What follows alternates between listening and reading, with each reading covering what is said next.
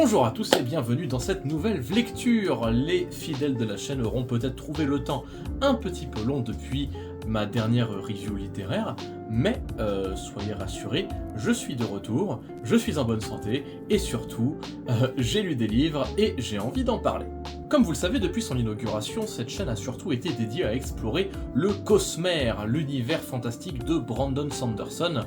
tissé au travers de nombreuses séries de romans. Jusqu'à présent, nous avons surtout couvert essentiellement les archives de Rochard, dont nous parlerons bientôt du tome 5 dans une future vidéo. Mais il faut savoir que Rochard n'a pas été la première saga de Brandon Sanderson que j'ai explorée. Comme beaucoup de monde, j'ai commencé par la trilogie Fils des Brumes. En effet, si la première publication de Brandon Sanderson fut son Elantris, son premier succès à grande échelle fut le premier tome de la trilogie Fils des Brumes, à savoir l'Empire Ultime. Et encore aujourd'hui, c'est un des livres, je dirais même que la trilogie Fils des Brumes en entier, est probablement la suite de bouquins à l'heure actuelle la plus acclamée de l'auteur et la plus largement connue. En effet, même si depuis le début de sa carrière d'auteur, Brandon Sanderson a énormément étoffé son Cosmere avec énormément de personnages, de systèmes de magie et d'univers différents, pour beaucoup, leur saga préférentielle demeure Fils des Brumes, et comment les blâmer puisque pour nombre d'entre eux, Fils des Brumes demeure la saga avec laquelle ils ou elles ont découvert Brandon Sanderson. Ce fut également mon cas, et même si dans mon petit cœur la saga Rochard a fini par prendre la première place en tant qu'œuvre favorite émanant de Brandon Sanderson, il faut reconnaître la qualité exceptionnelle de la saga Mistborn, et c'est pourquoi je choisis aujourd'hui de vous en parler. Et pour cette vidéo, je vais faire une petite entorse à une règle que je m'étais fixée, puisque en effet je ne vais pas faire une review par tome de la trilogie Fils des Brumes, mais je vais faire cette grosse review pour en parler en un seul bloc. Rassurez-vous si vous n'avez pas encore lu cette trilogie, même si je donnerai mon avis global sur l'ensemble, la partie sans spoiler ne contiendra aucun élément qui vous gâchera l'intrigue de la fin du premier tome et des deux suivants naturellement. Ça sera pour la partie spoiler où on abordera pour le coup mes impressions livre par livre. Sans plus attendre, plongeons-nous dans le dur de cette lecture. Qu'est-ce que j'ai bien pu penser de cette saga Fils des Brumes ?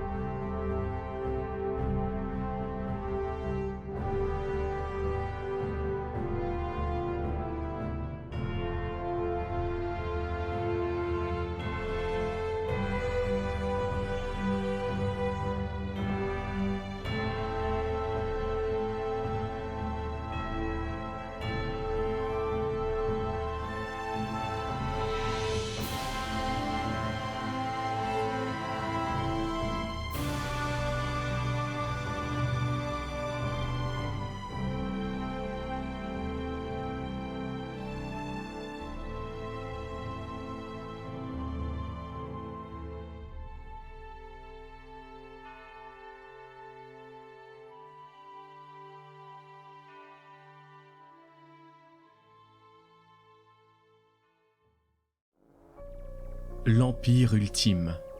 C'est ainsi que l'on nomme les vastes territoires tombés sous la coupe du Seigneur Maître.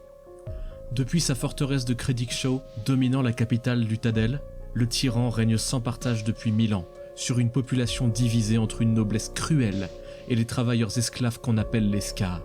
C'est dans ce monde à l'agonie, où le ciel est rouge et où il ne pleut que des cendres volcaniques, que Vin, jeune Skaa, voit son destin basculer lorsqu'elle fait la rencontre de Kelsier, un bandit et libre penseur qui rêve de porter un coup à la puissance du Seigneur Maître en lui dérobant ses précieuses réserves d'athium, un métal aux pouvoirs étranges.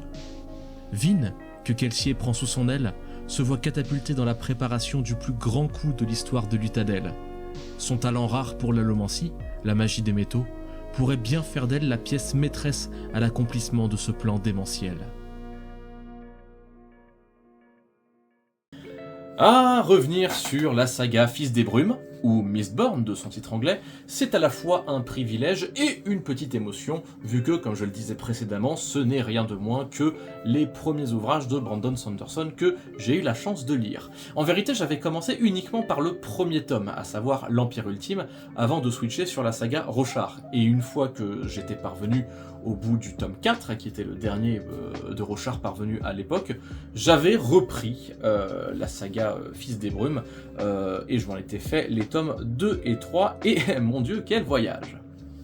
La série se paye le luxe d'être non seulement tout à fait accessible au public adolescent et young adulte, mais de rester tout à fait plaisant pour un public d'adultes un peu plus chevronnés et expérimentés dans leur lecture de fantasy. C'est pourquoi je la recommanderais sans hésiter à quelqu'un qui voudrait goûter à la sauce Brandon Sanderson et qui voudrait s'engager sur une petite trilogie légère plutôt que de partir sur un mastodonte tel que Roshar, mais qui a envie d'un peu plus qu'un one-shot tel que Warbreaker. Et par ailleurs, la lecture du tome 1, à la limite, se suffit même à elle toute seule, et quelqu'un qui ne voudrait pas continuer au-delà de ce premier tome, l'Empire Ultime,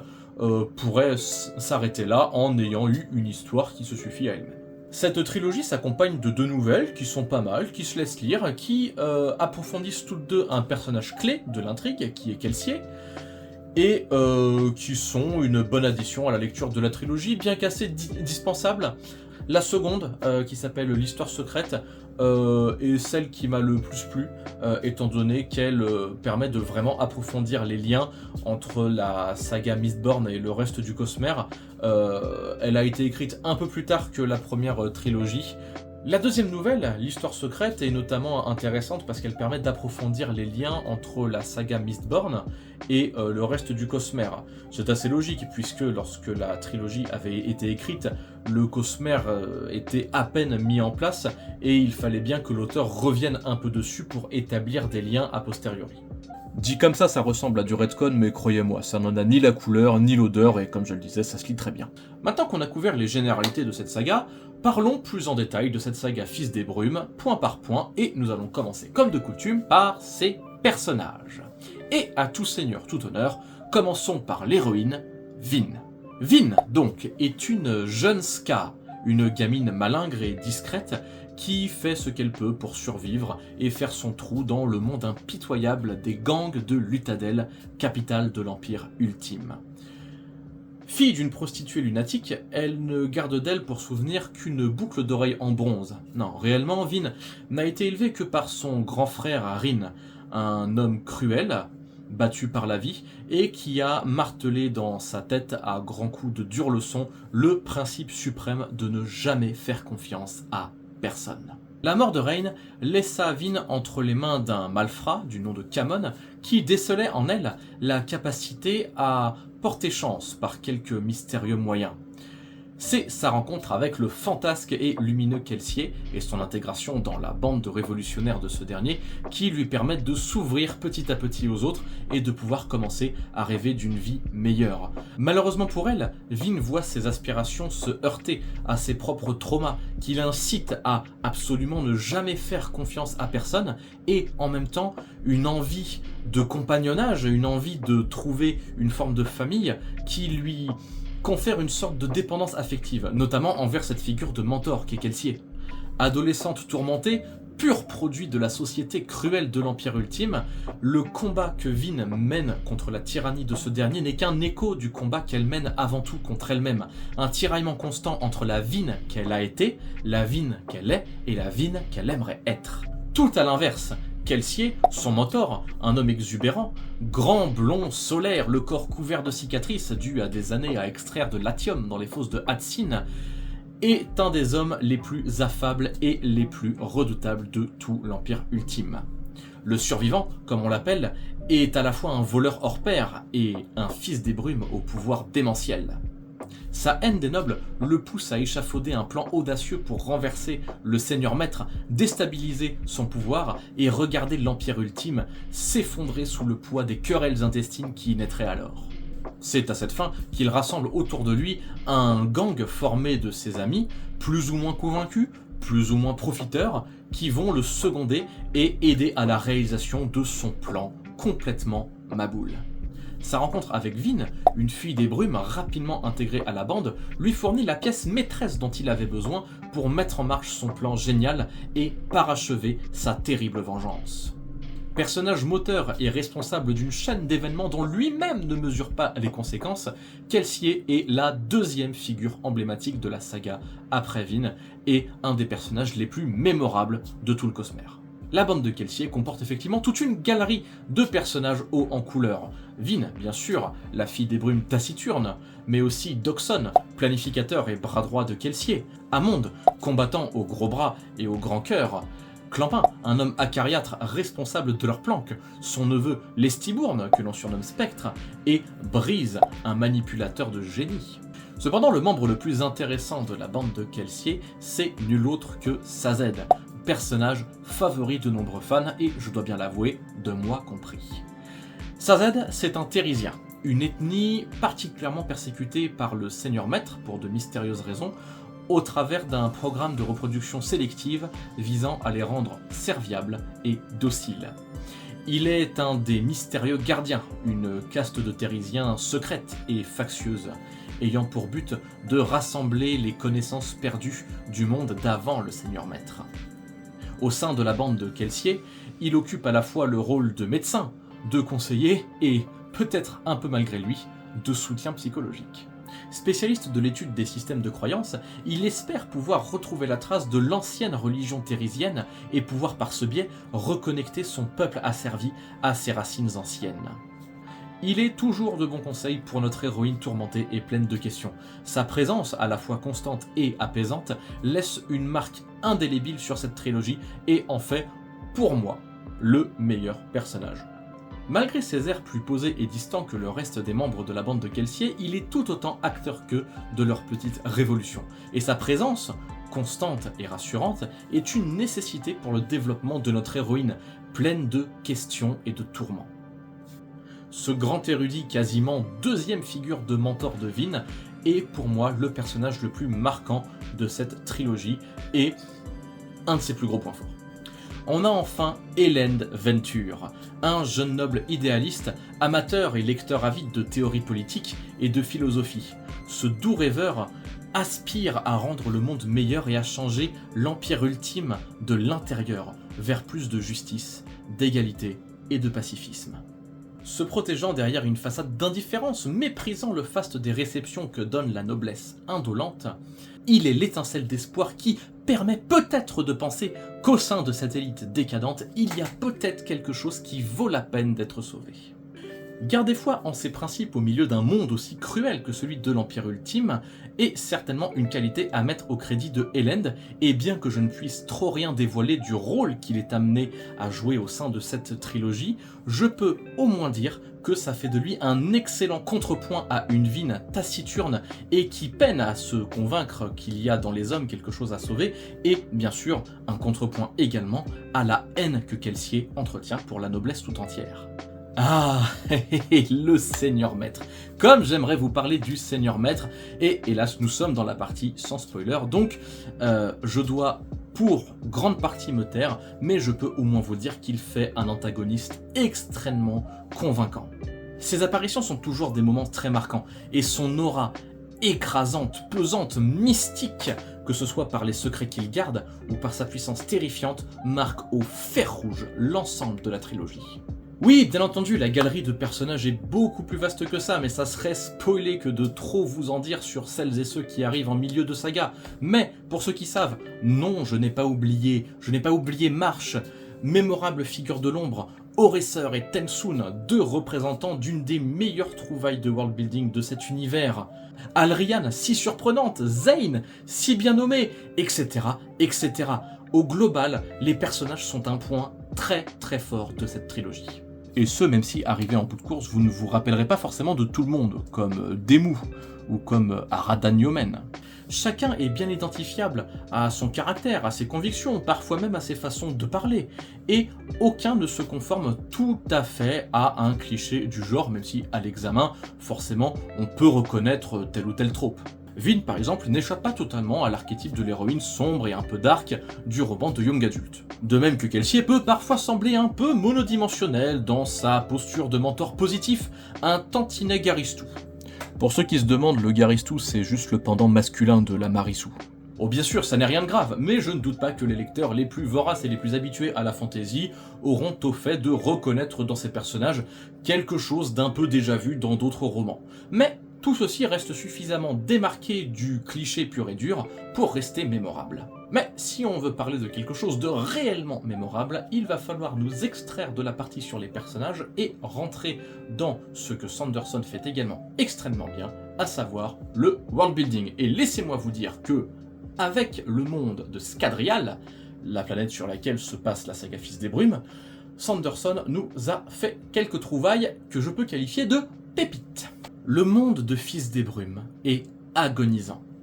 Le ciel est rouge, les volcans crachent en permanence une fine pluie de cendres que les paysans ska s'échinent à labourer pour quelques maigres récoltes. Oubliez les oiseaux, oubliez les fleurs, oubliez les ciels étoilés. Ces choses n'existent pas ici. Et quand je dis que ça n'existe pas, ce n'est pas une métaphore. Ces choses-là, dans le monde de Fils des Brumes, relèvent réellement du mythe, quelques ruines mémorielles d'une époque meilleure. Toutes les nuits, la brume déploie ses tentacules blanchâtres et les contes de grand-mère sont formels. Il ne faut pas sortir, sous peine d'être emporté dans l'oubli par quelque malédiction, ou pire, par un terrible spectre des brumes. Les grandes villes, Luthadel en tête de liste, sont des îlots de civilisation éparpillés entre d'immenses terres agricoles, administrées par une aristocratie cruelle, elle-même au service du redoutable Seigneur Maître. Un tyran ayant régné sans partage sur le monde entier, vénéré et élevé au rang de Dieu par le ministère d'acier, à la fois administration et culte sans pitié, faisant régner la terreur par le biais de ses agents, les monstrueux inquisiteurs d'acier. Si on devait ranger Mistborn dans une catégorie de fantasy, eh bien sans hésiter, c'est de la dark fantasy. C'est un monde sombre, cruel, où il ne fait définitivement pas bon vivre, la magie est relativement rare, il n'y a pas vraiment d'autres races que les humains qui se disputent la face du monde, même si on pourrait parler des Kandra élusifs ou des colosses brutaux, mais comme le reste des éléments surnaturels, ils ne se font pas vraiment connaître et sont très en toile de fond. L'élément surnaturel le plus important de la trilogie est sans aucun doute son style de magie, l'allomancie. Encore aujourd'hui, l'allomancie représente la quintessence du système de magie façon Sanderson. Elle est claire, elle a des limites et des possibilités clairement expliquées. Son fonctionnement est limpide et les personnages l'approchent plutôt comme une science, où la connaissance et la maîtrise sont avant tout ce qui va permettre de l'emporter sur son adversaire bien au-delà de la puissance brute. L'allomancie, c'est une magie innée. On est allomancien ou on ne l'est pas. Elle consiste à ingérer des métaux qu'on stocke dans son organisme et ensuite on les brûle, comme le veut la formule, afin de produire un effet sur le monde qui lui relève de la magie. À chaque métal équivaut un pouvoir bien précis et connu, et un allomancien ne peut brûler qu'un seul type de métal. L'exception, bien sûr, ce sont les fameux Fils des Brumes qui donnent leur nom à la saga, et qui sont capables de brûler tous les métaux capables de produire un effet magique. Les effets de l'allomancie sont nombreux et variés. On peut affiner ses sens avec de l'étain, on peut augmenter sa force avec de la potasse, on peut attirer ou repousser les objets métalliques avec l'acier et le fer, on peut détecter d'autres allomanciens à l'œuvre avec du bronze, etc., etc. Au total, on démarre la saga avec 8 métaux allomantiques produisant chacun un effet différent. Et un des grands enjeux de la saga va être de découvrir éventuellement d'autres métaux produisant d'autres effets pour permettre aux Fils des Brumes de gagner un avantage. L'ajout de nouveaux métaux fait d'ailleurs partie de ces astuces que l'auteur va utiliser pour relancer les enjeux autour de l'allomancie, sitôt qu'on a l'impression qu'on commence à bien la connaître. Ces brèves explications vous auront, je l'espère, permis de vous faire une idée de l'originalité et de la puissance de ce système de magie, qui est la véritable colonne vertébrale de la série, car en effet la plupart des personnages importants sont des allomanciens. L'intrigue est sous-tendue par de nombreux éléments surnaturels, et la compréhension de ceux-ci est autant un enjeu pour la cause des personnages principaux que pour l'implication du lecteur. Les secrets de ce monde sont distillés avec parcimonie par l'auteur, et il le fait avec un rythme lent, délibéré et définitivement très bien maîtrisé. Si le premier tome est avant tout porté par ses personnages, que l'on découvre avec plaisir, les deux suivants sont davantage structurés par le world building, tant la véritable nature de la magie et des vérités de ce monde sont centraux aux véritables enjeux de la série. Bien entendu, Fils des Brumes prend place au sein du Cosmère, la gigantesque fresque transsérielle de Sanderson. Cependant, ces romans ayant été écrits tôt au cours de la carrière de l'auteur, le Cosmère n'était alors pas vraiment en place. Du coup, les éléments concernant le Cosmère un peu plus large n'ont absolument aucune importance dans la compréhension de Fils des Brumes. Je dirais même au contraire que Fils des Brumes est un point de départ idéal, puisque c'est dans cette saga que sont mis en place les premiers éléments vraiment très importants pour la toile de fond cosmérienne. Personnellement, j'aurais adoré suivre la carrière de l'auteur depuis le début et faire partie des premiers fans à découvrir au fil des nouvelles publications qu'en fait il y a quelque chose qui lie ensemble tous les romans de son auteur, en tout cas tous ses romans de fantasy. Pour la faire courte, Fils des Brumes, c'est une galerie de personnages intéressants à suivre dans un décor de dark fantasy suffocant, porté par un système de magie merveilleusement inventif et bien ficelé. Le tout tisse une intrigue captivante qui ne s'enlise jamais ni dans le prévisible, ni dans le déjà-vu. Même si les rebondissements et les changements parfois radicaux dans la compréhension des enjeux réels de l'histoire m'empêchent d'en dire trop sur les 3 tomes de la série, tant que nous sommes dans cette partie sans spoil, je crois au moins pouvoir vous dire que le fil rouge, en tout cas sur le plan thématique, consiste en une lutte acharnée contre le désespoir et le fatalisme, porté par une jeune génération qui peine à prendre ses marques dans un monde ancien et rongé par les cicatrices des erreurs du passé. Si ça résonne en vous, alors n'hésitez pas et lisez Fils des Brumes. En revanche, je dois vous mettre en garde, plus on avance dans la série, plus l'ambiance devient sombre et désespérée. Et pour le dernier tome, il faut vraiment s'accrocher à la promesse d'un lendemain meilleur parce que jusqu'au bout, on a de plus en plus du mal à y croire et l'espoir des héros comme celui des lecteurs sera lourdement challengé. En un mot commençant, je recommande chaudement la série Fils des Brumes qui, encore aujourd'hui, ne démérite pas, et malgré les années qui ont passé, d'être la publication la plus largement connue du Cosmère. Si vous ne vous êtes pas encore lancé dans les romans de Brandon Sanderson et que vous le désirez, et que, entre un one-shot très riche, une saga titanesque encore en cours et une trilogie bien ficelée, vous préférez la troisième option, eh bien, je ne peux que vous recommander de prendre le Cosmère en démarrant par Fils des Brumes. Même si, à titre personnel, je lui préfère les immenses archives de Rochard, je ne peux que reconnaître les qualités toutes sandersoniennes déjà présentes dans ses premiers travaux. Ah, et bien sûr, si comme moi vous avez déjà accroché à l'auteur et que vous vous êtes donné un peu comme défi de vraiment lire tout le Cosmère, eh bien, je vous recommande tout de même de placer vos lectures de Fils des Brumes relativement tôt dans vos pérégrinations cosmériennes, vu que c'est une série qui établit quand même pas mal de bases importantes qui ne seront pas forcément rappelées plus tard. Ceci conclut mon avis sans spoil sur la trilogie Fils des Brumes et je vous invite à vous arrêter ici si vous désirez ne pas être spoilé par la suite. Ceci conclut mon avis sans spoil de la trilogie Fils des Brumes et je vous invite à vous arrêter là si vous ne désirez pas en apprendre plus et à découvrir ces quelques romans par vous-même. Bien entendu, ne partez pas sans vous abonner, mettre la cloche, lâcher un petit commentaire et éventuellement à me suivre sur mes autres réseaux que sont Instagram et Twitch où décidément il va falloir que je sois plus actif. Et pour toutes celles et ceux qui restent, on va rentrer en zone full spoiler où je vais me lâcher et parler de tout ce que je veux parce que croyez-moi, il y a des choses à dire. Alors, si ceux qui ne veulent pas être spoilés sont partis, sans plus d'hésitation, on se lance.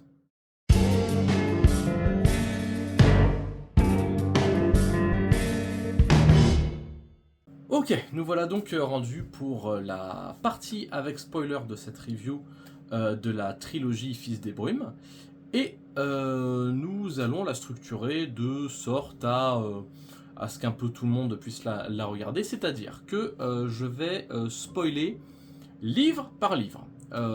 Comme ça, si vous en êtes à un stade où vous avez lu les 2 premiers, mais pas le 3e, eh bien vous pourrez regarder cette partie spoiler jusqu'au point où j'attaquerai les spoilers du 3e tome, et à ce moment-là, vous pourrez arrêter la vidéo et puis reprendre votre lecture, parce que voilà, on est sur des très bons livres. Alors du coup, on va revenir sur le premier tome, dont j'ai déjà pas mal parlé hein, dans la partie sans spoiler, voilà, parce que c'était le début de la saga, donc à peu près tous les éléments que je pouvais donner, c'est les éléments tels qu'on les avait dans le premier livre. En tout cas, je reste assez ferme sur une position, c'est que des 3 tomes qui composent cette première trilogie Mistborn, le tome 1, à savoir l'Empire Ultime, reste le meilleur des 3 à mon avis. Il a pour lui le bénéfice d'être le tome qui nous fait découvrir cet univers. On apprend à faire connaissance des personnages, de la bande de Kelsier, de Vin, de découvrir tous les petits secrets de l'allomancie, même si d'autres secrets allomantiques seront révélés dans les tomes subséquents. On fait la connaissance même de l'Empire Ultime, du Seigneur Maître, et puis le Seigneur Maître c'est quand même un gros point fort du premier tome qui n'est pas présent dans les tomes suivants, puisque ce dernier est défait et tué à la fin du premier tome. En effet, c'est un peu la grosse surprise finale, le twist à la fin de l'Empire Ultime, c'est-à-dire que là où on partait pour suivre le plan de Kelsier qui allait renverser l'Empire Ultime par une œuvre de déstabilisation, et bien en fait Vin parvient carrément à trouver un moyen de tuer le Seigneur Maître, qui était donc à la fois un allomancien et un ferrochimiste, qui se dotait de longue vie grâce à la ferrochimie de l'Atium. Et donc Vin parvient à se servir de sa propre allomancie pour pousser les cerveaux ferrochimiques d'Atium hors de son corps, ce qui fait reprendre son vieillissement, lui sucre son immortalité et permet donc à Vin et Marge de le tuer. Grosse surprise, puisque le Seigneur Maître est vraiment présenté pendant tout le livre comme un adversaire qu'il est absolument hors de question de vaincre. Il est à des ligues au-dessus de ce que Vin et Kelsier peuvent faire. Il est des ligues au-dessus des redoutables inquisiteurs d'acier. Et pourtant, Vin parvient à le défaire au terme du premier tome. Alors que toute personne, un peu comme moi, qui attaque cette trilogie, en sachant d'avance que ça va durer 3 tomes, on te présente le Seigneur Maître comme un antagoniste d'une puissance qui est redoutable. On arrive quasiment dans les 50 dernières pages du premier tome, et le Seigneur Maître était à peine apparu, et la seule fois où il était vraiment où il avait vraiment pris le devant de la scène, c'était pour faire mordre la poussière à absolument tous nos héros. Très loin de nous de se douter à ce moment-là qu'à la fin de ce premier tome, le Seigneur Maître allait être défait, et pourtant c'est ce qui se passe. C'est à la fois un point fort et un petit peu un point faible pour les livres suivants,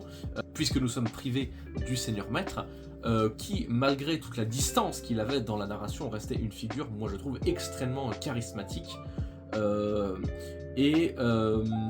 Peut-être que les 2 tomes suivants ont un peu manqué de cette figure de grand méchant charismatique, de menace qu'on a bien identifiée dont on peut craindre l'intervention à tout moment. Sans spoiler parce qu'on n'en parle pas encore, mais les menaces des 2 tomes suivants sont un peu moins définies, un peu plus diffuses. La présence du Seigneur Maître fait clairement partie des éléments qui font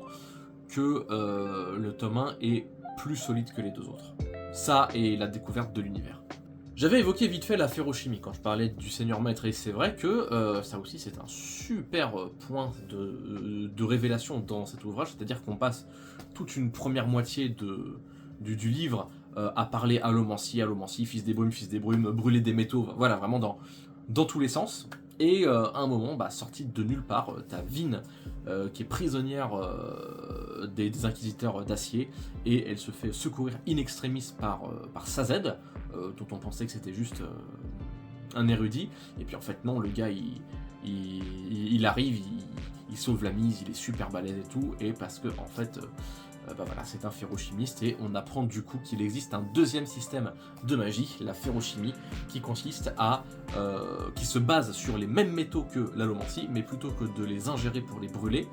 on les met sur soi, ou on les tient, enfin bref, on entre en contact physique avec ces métaux, et on stocke dedans des attributs, comme de la force, comme de la mémoire, comme de l'acuité sensorielle, etc., etc. Et donc, un ferrochimiste comme Sazed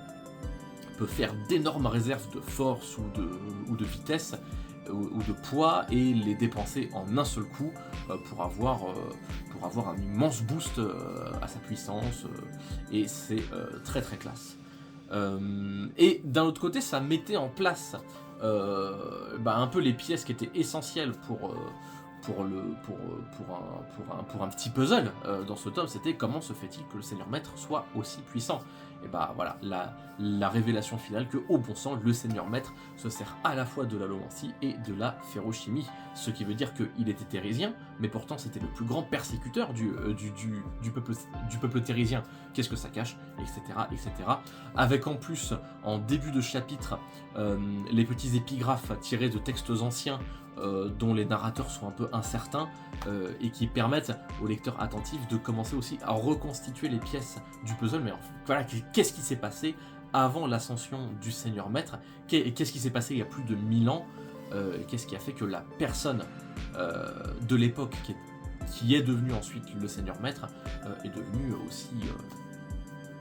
aussi tyrannique? Quelles étaient ses raisons d'agir, etc., etc.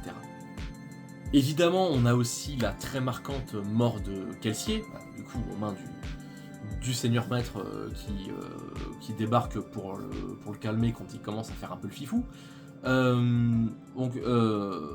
Énormément, puisque dès le premier tome de la trilogie, on a la figure du mentor qui meurt, et c'est d'autant plus surprenant dans ce Fils des Brumes, parce que Kelsier était vraiment une figure indispensable, c'est-à-dire que c'était vraiment lui qui était la clé de voûte de l'unité de tout le gang des personnages principaux, c'est vrai que sa mort si brusque laisse vraiment un trou énorme, et sur le coup on se dit vraiment voilà, Kelsier est mort, c'est la fin de tout. C'est là qu'on commence petit à petit à percuter, en voyant les personnages qu'il laisse derrière lui arriver quand même à se débrouiller jusqu'à défaire l'Empire Ultime et installer une sorte de nouveau gouvernement à la place du Seigneur Maître, que Kelsier avait mis ses pions en place afin de former à leur insu ses acolytes à l'art de la gouvernance, et à les armer sans qu'ils s'en rendent compte pour prendre la suite du Seigneur Maître alors qu'il serait tombé. C'est toujours un peu mystérieux de savoir si Kelsier a fait ça intentionnellement, si vraiment il pensait pouvoir renverser le Seigneur Maître. C'est possible, le mec était clairement un immense visionnaire, un peu dingue sur les bords, même si je pense pas que Kelsier à aucun moment ait eu en main les éléments et qu'il savait que Vin serait capable de tuer le Seigneur Maître. Il est fort possible que même en n'ayant pas les éléments, Kelsier aurait pu compter là-dessus et tout miser sur la petite.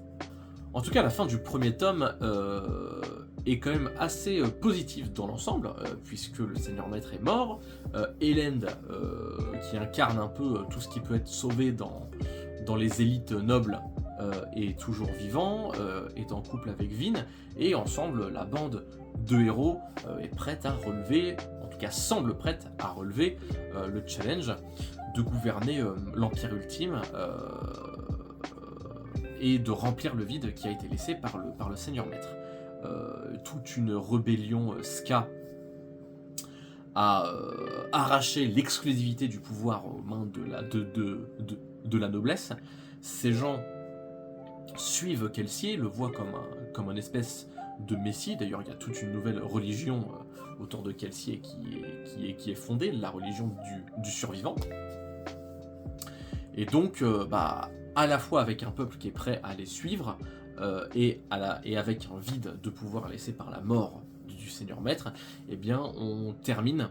ce premier tome avec des héros qui sont prêts, ou en tout cas qui vont essayer d'endosser le lourd fardeau de la gouvernance de Luthadel et de l'Empire Ultime. Une fin qui d'ailleurs, à la lecture, arrive un peu vite, et où on peut légitimement douter que ces quelques bandits puissent du jour au lendemain devenir des gouverneurs efficaces. Si on s'en tient au premier tome et qu'on ne lit plus jamais la suite de Mistborn, ce qui par ailleurs est tout à fait possible, hein, une des qualités de ce premier tome, c'est qu'il se tient très bien aussi en tant qu'histoire unique. Néanmoins, cette fin peut paraître sur les bords un peu... je dirais pas bisounours, ça serait dur, mais en tout cas, on est là et on se dit, vraiment, sont-ils vraiment prêts? Enfin, l'auteur essaye-t-il vraiment de nous faire croire que ces gars qui étaient des contrebandiers et des révolutionnaires il y a 2 semaines sont désormais prêts à gouverner un royaume avec certes toute une faction paysanne qui les écoute, mais une faction noble qui est encore présente et qui ne semble pas disposée forcément à vouloir collaborer parfaitement. Et bien c'est là que nous rentrons dans la zone spoiler pour le second tome, donc si vous n'avez lu que le premier tome, hop, il est temps d'arrêter la vidéo ou de vous boucher les oreilles. Enfin non, juste d'arrêter la vidéo ou de la laisser tourner en mute sur un autre onglet afin de me faire du watch time. Bon, en tout cas, ce tome 2, on le prend alors qu'il y a eu une petite ellipse de 1 an depuis la fin du premier tome, et dès le début on répond un peu à ce suspense qui avait été laissé à la fin du premier tome, c'est-à-dire nos héros sont-ils prêts à se faire obéir, à se faire entendre, enfin, bref, à prendre une gouvernance ferme et efficace de l'Empire Ultime? Eh bien la réponse est évidemment non. Il était évident que l'arrivée au pouvoir d'une bande de contrebandiers, filous, anciens révolutionnaires à la tête d'une bande de ska, donc des paysans, ne serait absolument pas quelque chose avec laquelle l'ancienne noblesse pourrait être d'accord. Et effectivement, même si certaines maisons nobles restées à Luthadel essayent de composer un peu avec ces nouveaux dirigeants que sont les anciens de la bande de Kelsier, il y a il y a des maisons nobles qui, elles, se sont exilées de Luthadel et qui, au début de ce premier tome, reviennent à la charge pour reprendre la cité. Le second tome démarre donc alors que Luthadel est assiégé par Straff Venture, le père de Elend, un des nobles les plus puissants, et ce dernier est à la tête d'une redoutable armée qui est prête à raser Luthadel si c'est nécessaire. En plus de cet ennemi extérieur, nos héros font face à des ennemis intérieurs, c'est-à-dire à la fois des complots contre eux au sein de Luthadel et des nobles qui désirent leur reprendre depuis l'intérieur le contrôle de la ville, voire directement à le céder pacifiquement à Straff Venture. Et puis assez vite on lance une intrigue d'espionnage, c'est-à-dire que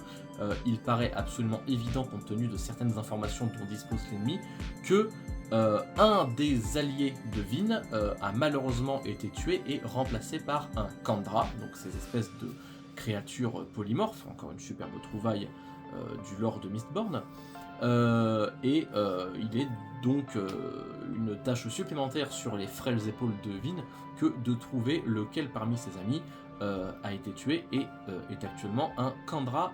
déguisé. Sans compter la figure de Zane, un fils des brumes extrêmement puissant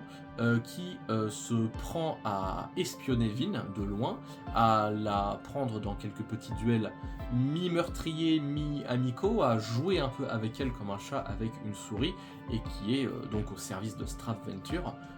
et qui va plutôt essayer de convaincre Vin que ce monde appartient aux Fils des Brumes et qu'ils pourraient régner ensemble, c'est-à-dire non seulement tuer Straff, mais aussi tous les anciens amis de la bande de Kelsier et fuir ensemble pour vivre une vie de liberté absolue, libre de tout ce fratras des complots et de la politique et tout. Ce qui est extrêmement tentant pour Vin, qui, malgré l'amour qu'elle a pour Elend, évidemment, avec qui elle est en couple,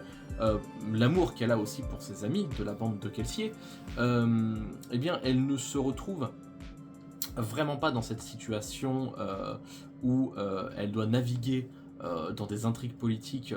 qui la rendent très mal à l'aise, mais aussi où elle se sent un peu bridée et contrainte et à n'être rien de plus qu'une arme au service de ce nouveau gouvernement dont Elend a été institué roi et où les anciens amis de Kelsier sont déconseillés. En somme, la légitimité des héros à diriger est remise en question et confirme que la fin du premier tome était un peu trop belle pour être vraie.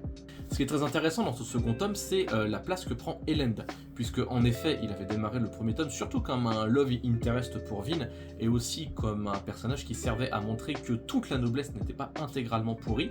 Mais maintenant, en tant qu'héritier de la maison Venture, donc la maison noble la plus puissante et dernier Venture resté à Luthadel, c'était lui le personnage qui, à la fin du premier tome, était le plus légitime pour prendre la place du roi. On commence donc ce premier tome avec un Elend roi qui doit faire face à toutes ces incertitudes, au complot contre lui et à la pression qui est mise par son père qui menace de raser Luthadel pour la reprendre. Lui, qui est un peu la figure du grand idéaliste dans cette série, connaît une évolution qui est extrêmement intéressante, puisque lui qui aimerait que tout puisse être résolu par la diplomatie, sans conflit, de naviguer uniquement avec de la politique, de la logique et de la sagesse, eh bien, il va apprendre un peu à ses dépens que tout le monde ne joue pas forcément selon des règles extrêmement propres. C'est au cours de cet arc de progression pour Elend que le récit va d'ailleurs introduire un personnage extrêmement intéressant, c'est-à-dire Tindwyl. Tindwyl, c'est une autre érudite thérisienne et une autre gardienne, c'est-à-dire cette faction de Thérisiens qui s'était fait un devoir de rassembler tous les savoirs de l'ancien monde, du monde d'avant le Seigneur Maître, et de les protéger. C'est une femme stricte, extrêmement pointilleuse, et qui va se faire un devoir de prendre un peu le jeune homme dégingandé et qui refuse de jouer le jeu de la politique qui est Elend, et qui va en faire un véritable roi. Son traitement est un peu à la dure, et elle est extrêmement exigeante envers lui, mais elle joue un rôle crucial dans l'arc d'Elend qui est vraiment intéressant, qui va être d'évoluer sur ses idéaux sans les renier. Car il est clair que le monde et la politique tels que Elend rêverait de la faire sont absolument impossibles. Et il ira au devant de nombreuses déceptions sur ses illusions au cours de ce tome. Mais pour autant, et c'est ça que j'aime beaucoup chez ce personnage, c'est que les idéaux qu'il a tout au fond de lui et qui sont moteurs pour sa psyché ne seront jamais reniés. Il va évoluer sur la manière dont il va vivre selon ses principes, mais ses principes fondamentaux ne vont jamais changer. Et ça, je trouve que c'est une très belle manière de faire évoluer un personnage. Malgré quelques lenteurs, ce second tome a d'excellents moments de montée en tension et un crescendo qui s'accumule petit à petit jusqu'à l'explosion finale de l'attaque contre Luthadel par une armée de colosses. Les colosses étant ces espèces de gros êtres humains mutants à la peau bleue, à la musculature tellement gonflée qu'elle en déchire leur peau, des espèces de gros monstres un peu ogresques, un peu trollesques, qui ravagent tout sur leur passage avec d'immenses épées. Ça va être un combat extrêmement dur, qui va laisser de nombreuses cicatrices, notamment sous forme de pertes dans le cast des personnages principaux. Au cours de cette bataille finale, nous allons notamment perdre Clampin, le chef de la planque, nous allons perdre Doxon, l'ancien bras droit de Kelsier, et nous allons perdre la délicieuse Tindwyl, qui est un personnage que j'ai beaucoup aimé et qui nous sera reprise aussi vite qu'elle nous a été donnée. Ce qui est d'autant plus dommage parce qu'elle avait une relation extrêmement intéressante avec Sazed, où il y avait un espèce d'amour platonique qui se développait entre eux. Et en même temps, étant donné le statut d'eunuque de Sazed, cet amour ne pouvait pas trop être autre chose que platonique. Mais elle permettait de développer le personnage de Sazed, en tout cas de montrer une nouvelle facette de lui qui était extrêmement intéressante. Et d'ailleurs, autant nous, lecteurs, sommes tristes de la mort de cette femme, sa Z sera absolument brisée par cette perte. On a aussi un espèce de petit triangle amoureux qui mène pas trop nulle part entre Zane qui essaye de séduire Vin avec leur proximité d'allomancien et un appel à la liberté, et puis Vin qui hésite entre son amour pour Elend et la liberté que lui offre Zane, qui essaye de soutenir vraiment que elle et Elend ne sont absolument pas compatibles, qui n'évoluent pas dans le même monde, etc. etc. Bon, moi perso, je n'ai jamais cru une seule seconde que les séductions libertaires de Zane pourraient aller où que ce soit auprès de Vin, mais même si la partie triangle amoureux de la sous-intrigue de Zane n'a pas été très très intéressante, elle a au moins permis de culminer jusqu'à un combat très stylé entre Zane et Vin, combat où Vin était absolument désavantagée vu qu'elle n'a plus d'Atium, qui est un peu une ressource clé dans les combats entre Fils des Brumes, puisque je le rappelle, l'Atium permet d'entrevoir le futur à quelques secondes près, et que donc pour que deux Fils des Brumes puissent combattre sur un pied d'égalité, il faut soit qu'ils aient tous les deux de l'Atium, soit qu'aucun n'en possède. Or, ce qui est très intéressant dans le combat contre Zane, c'est que Zane en a, il en a plein même, et Vin n'en a pas du tout, et que pour gagner contre lui, elle va devoir, si je me rappelle bien, en gros forcer Zane dans une probabilité et le contraindre dans une position où elle lui administrera un coup mortel qu'il ne pourra esquiver. Si je me rappelle bien, je sais plus exactement, mais c'est quelque chose du genre, et sur le coup j'avais trouvé ça vraiment stylé. Et puis tout ceci culmine avec le mystère des pulsations allomantiques que Vin perçoit partout dans le monde, puisque lorsqu'elle brûle du bronze, donc le métal qui permet de percevoir les vibrations allomantiques, elle ressent qu'il y a quelque part dans le monde une source de pouvoir extrêmement puissante qui pulse et qui presque l'appelle. Et bien à la fin du tome, elle repénétrera dans la chambre du Seigneur Maître, mettra à jour une entrée secrète qui mène loin sous Luthadel, et elle découvrira une caverne contenant une étendue de liquide argenté dans lequel elle plongera, ceci menant à une chaîne d'événements qui fera qu'elle libérera le véritable méchant de cette trilogie, l'adversaire final de Fils des Brumes, la terrible divinité Ruine.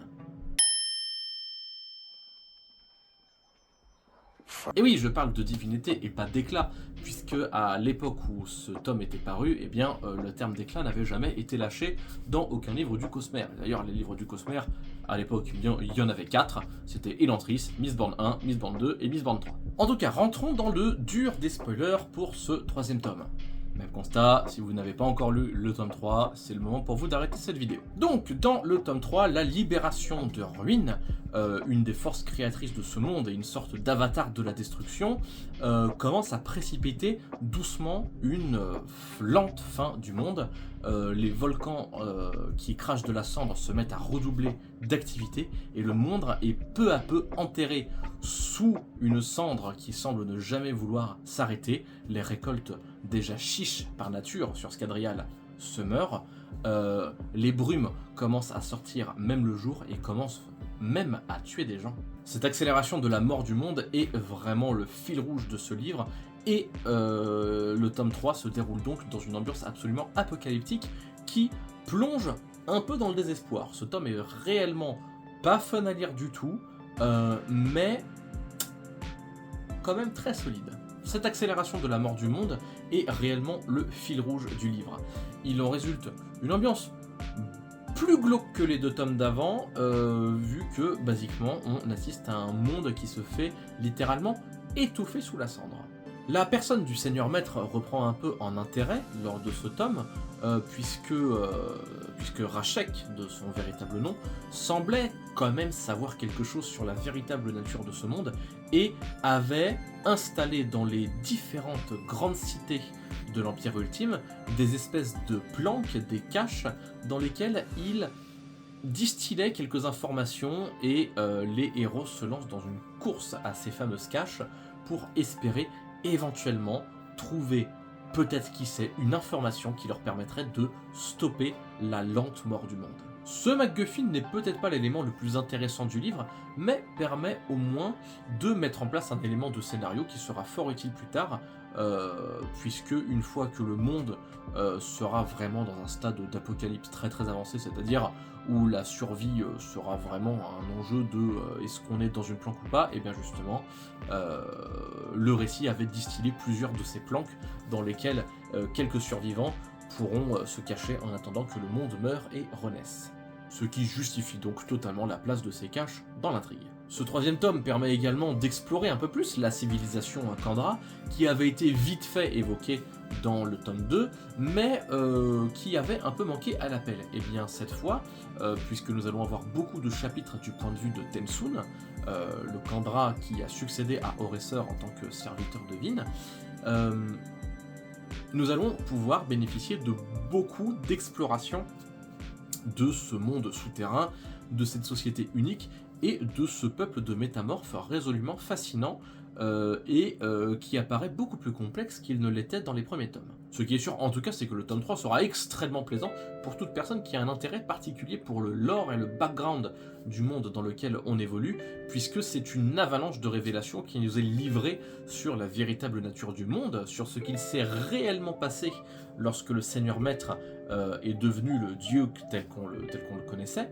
sur pourquoi le monde est dans cet état catastrophique, comment ça se fait que ça n'a pas toujours été le cas et comment cette transition s'était opérée. Et basiquement, toutes ces explications nous permettent d'avoir notre premier réel contact avec le concept d'éclat, bien que, comme je l'ai dit, le mot n'avait encore jamais été lâché. À ce stade-là, pour ce que ça nous concerne, on parle plus de divinité. Mais en tout cas, dans la manière dont les choses sont racontées, Sanderson établit discrètement et sans nous le dire trop explicitement, plein de règles de base sur la manière dont les éclats fonctionnent. Le fait que les éclats sont en réalité des espèces de nodules de pouvoir qui ont besoin de réceptacles, et que ces réceptacles, une fois qu'ils ont absorbé un éclat, deviennent contraints par la nature et l'intention du pouvoir qui les anime, qu'un dieu peut mourir et qu'une fois qu'un dieu est mort, son pouvoir est laissé là pour qui peut le prendre et pour qui a suffisamment de connexion avec le pouvoir afin d'en être un récipiendaire correct. Le fait qu'à de très hauts niveaux de magie, comme c'est le cas pour les éclats, les serments ont un pouvoir réel, le concept de l'élévation, etc., etc. Toute cette toile amène à la meilleure Sanderlanche de la trilogie Mistborn et possiblement une des meilleures du Cosmere. En tout cas, moi je la pose à égalité avec la Sanderlanche qui est conclue justicière, et vu qu'il s'agit de ma Sanderlanche préférée, c'est dire beaucoup de choses. On a Vin qui devient temporairement un éclat après avoir été laissée à moitié morte par un combat contre 4 ou 5 inquisiteurs simultanément. On a presque toute une armée de Ska qui est convertie en brumant, en allomancien par les brumes de préservation. Un acolyte, un alphabète. La divinité adversaire est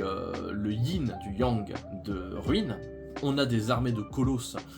qui ravagent absolument tout sur leur passage. On a presque tout notre caste qui se fait buter. Enfin, je veux dire, Vin y passe, Elend y passe. Bon, ok, déjà si ces deux-là y passent, tout le monde y passe en fait. On a tout un déferlement de nouveaux pouvoirs qui sont liés à un troisième système de magie qui nous est révélé au cours de cet ouvrage, l'émalurgie, qui permet de voler de l'investiture et des pouvoirs aux brumants et aux ferrochimistes avec l'application de pics de métal plantés dans le corps, et qui est le système de magie qui permet de créer et de nourrir les inquisiteurs d'acier. Et enfin, tout ceci se conclut par l'accomplissement de la prophétie du héros des siècles, et là où on croyait que c'était Vin qui devait accomplir cette prophétie, si tant est que cette prophétie eût été vraie, et bien non, en fait, le héros des siècles, c'est, et ça a toujours été, Sazed, qui, une fois que les deux divinités, ruine et préservation, sont tuées, eh bien, les deux éclats de pouvoir se trouvent au même endroit, et Sazed, encore vivant, au milieu d'un monde qui est littéralement en train de mourir, puisqu'il a été brusquement rapproché du soleil par des pouvoirs divins et que tout commence à brûler, eh bien Sazed, au milieu d'une apocalypse en cours, s'empare des deux éclats et devient une divinité à la fois récipiendaire de ruines et de préservation et devient un nouveau dieu, un nouvel éclat, Harmonie. Et grâce aux connaissances et au savoir sur l'ancien monde, qu'il peut déduire des immenses connaissances sur les anciennes religions qu'il possède du fait de sa fonction de gardien, eh bien, il peut utiliser ces nouveaux pouvoirs d'éclat pour restaurer le monde dans un état similaire à celui qu'il était avant l'ascension du Seigneur Maître. Adieu le ciel rouge, adieu la cendre, adieu le désespoir, bienvenue dans un monde nouveau, bienvenue dans le post-Catassandre, c'est-à-dire le monde qui servira de base aux trilogies Fils des Brumes qui suivront. Mais dans l'immédiat, c'est dans cet état que nous disons au revoir à nos personnages. La mort quasi simultanée de Vin et de Elend, qui arrive dans un laps de temps très court, ça doit se faire dans une simultanéité d'à peine 10 pages. C'est absolument déchirant, surtout quand c'est des personnages qu'on a vraiment appris à apprécier tout au long de cette trilogie, surtout que leur relation, je ne l'ai pas beaucoup détaillé, mais leur relation était très belle, c'était vraiment un petit couple super agréable à suivre, qui était touchant dans leurs interactions, et ben voilà, l'un meurt sur le champ de bataille, l'autre se sacrifie en tuant Ruin. Et la trilogie nous laisse donc sur cette vision finale de leurs deux corps sans vie, restaurés par Sazed, qui nous apprend que leurs esprits n'ont pas pu réintégrer leur corps, et que même si ils sont physiquement restaurés, leurs âmes sont déjà passées dans l'après-vie. C'est sur cette jolie tombe fleurie que nous faisons notre adieu à Scadrial tel que nous le connaissions au fil de ces 3 premiers tomes. Les Fils des Brumes sont morts, vive les Fils des Brumes. Alors pour ce qui est de mes appréciations globales de cette trilogie, elle brode une fresque de fin du monde, ce dont on se rend compte petit à petit au fil de notre lecture, et du coup la trilogie devient fatalement de plus en plus sombre au fur et à mesure que l'on avance, c'est un peu inévitable. La danse est menée jusqu'au bout, avec sérieux, avec implication, jusqu'à faire mourir des personnages qui nous sont chers. C'est parfois déchirant, mais ça traduit aussi d'une volonté jusqu'au boutiste de l'auteur que je ne peux que saluer. Les 3 systèmes de magie bricolés par Sanderson s'imbriquent parfaitement les uns dans les autres et sont la quintessentielle illustration de ce que l'auteur lui-même avait théorisé comme les systèmes de magie dits durs, la hard magic, où tout est soigneusement expliqué, possibilités comme limite, et qui permet à la magie de plus être comme une science ou comme un puzzle avec lesquels les personnages doivent jongler pour résoudre des points d'intrigue. Dans Mistborn, on a vraiment une illustration parfaite et très experte de cette conception des systèmes de magie. À la relecture, les manipulations de ruines et préservation qui sous-tendent un peu l'intrigue de la série sont assez cohérentes, et même si on ne les apprend que tardivement, et bien franchement, quand on reprend les premiers et deuxièmes tomes, ça tient vraiment la route. De la boucle d'oreille de Vin jusqu'au puits de l'ascension et aux objectifs du Seigneur Maître, toute la fresque supporte très bien une deuxième exploration qui laisse penser que Sanderson savait très bien ce qu'il faisait dès le début et où il allait.